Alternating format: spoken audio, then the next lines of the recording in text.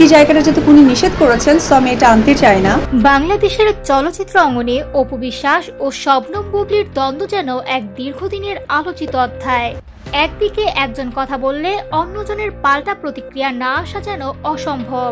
সাম্প্রতিক এক সাক্ষাৎকারে বুবলি শাকিব খান ও তার পরিবারের সঙ্গে সম্পর্ক নিয়ে বেশ কিছু খোলামেলা মন্তব্য করেন। শাশুড়ির কাছ থেকে প্রতিনিয়তই শিখি, উনি ঠিক সেই আমার ফ্যামিলির ছোট মেয়েটা থাকি। সো মা সবসময় বলে যে না থাক, আমি আছি যতদিন, আমি সবকিছু দেখে রাখি। তার বক্তব্যে স্পষ্ট, শাকিবের পরিবারকে তিনি এখনো নিজের কাছের মানুষ হিসেবেই দেখেন। এর ঠিক পরই মুখ খুলেন অপু বিশ্বাস।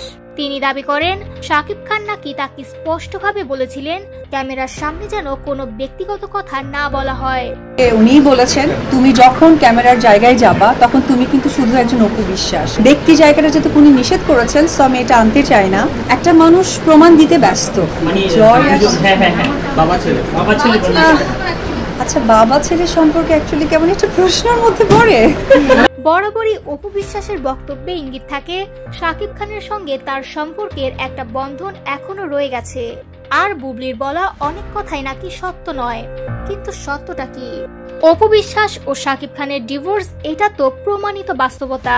পাশাপাশি যুক্তরাষ্ট্রের শাকিব ও বুবলির ঘনিষ্ঠ ছবিগুলো অনেক কথাই বলে দেয়। তাহলে প্রশ্ন একটাই, বিনোদন অঙ্গনের দুই জনপ্রিয় চিত্রনায়িকার এই জল খোলার আসল কারণ কি? এবং সবচেয়ে গুরুত্বপূর্ণ, এইসব বিতর্কের মাঝেও শাকিব খান কেন নীরব? কি কারণে তিনি এখনো মুখ খুলছেন না?